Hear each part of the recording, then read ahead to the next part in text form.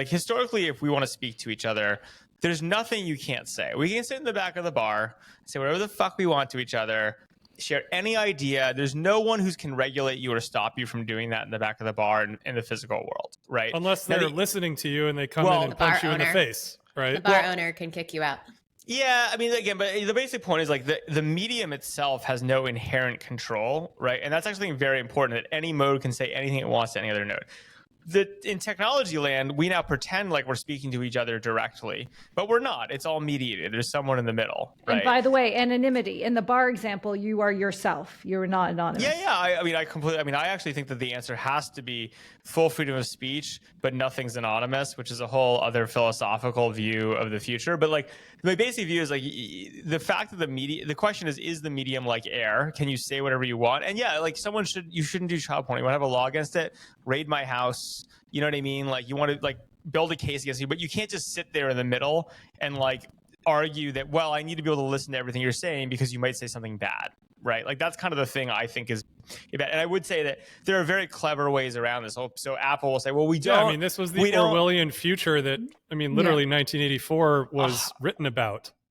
Totally. And like the thing we're in now is this game of chicken where everyone's like, well, it's encrypted, but we can't defeat this child porn argument. So we're going to like create a fingerprint and we'll know if you're sharing child porn because of the finger. And it's like, I get it. It's very clever. But the reality is once that technology exists, it's going to be used for other shit. Right. Yeah. And like that slope is really bad. Right. From my perspective. Yeah. And Jess, I think there's a higher level. If you really want to get into the moral questions here, you have to get up to the highest level, which is you actually have to ask the question, should encrypted technology be legal at a policy level or not? Like you can go down one level and be like, well, what's transmitting over this technology and should we pay attention to that and all that kind of a thing. But you have to like get into the higher level question, which is the one Sam said, which is, should these apps exist in the App Store at all? Like, does America or whoever want to stop these from existing inside of its policy framework and then therefore, just make it impossible for that technology to exist? Like that's like I think that's the real question. Yeah. And it seems like that's being debated I think in the EU right now, right? Like they're actually debating whether or not to ban encrypted technology. And that's like actually the bigger question to ask. Like, which is wild. I mean, you go back in the history, like if you remember, exporting encryption in the early days of the internet was technically illegal. This is like, I think pre-Bill Clinton. It still is. Literally, Sam, I just put an app on test flight and I had to agree to not be exporting encryption. Interesting.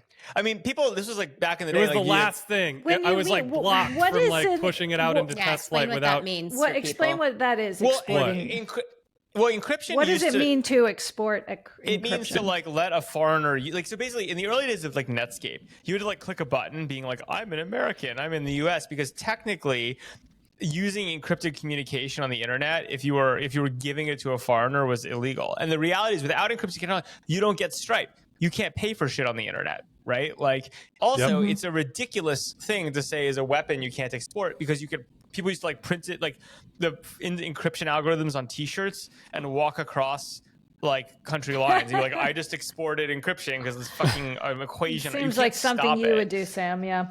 Yeah, I mean, for sure. But the basic point is like this whole thing about like, can you stop encryption? Like, it's pretty hard to stop a thing that like you can write on a t-shirt. I'm pro encryption. I feel like encryption is good. I don't know, Britt. What do you think? I was swayed by Sam's example of the bar, even though it had flaws in the example. But I agree. And what are the flaws? You guys. Well, I think the flaw is like the bar owner could overhear you and then kick you out. So it's not really, you can't just. What say if you own the bar? Then that's that's not what his example was. What if it's like a public park in the corner? If it's a public park, that's a different story, Sam. Is it? You're America in a private owns space. The park. The people own the park.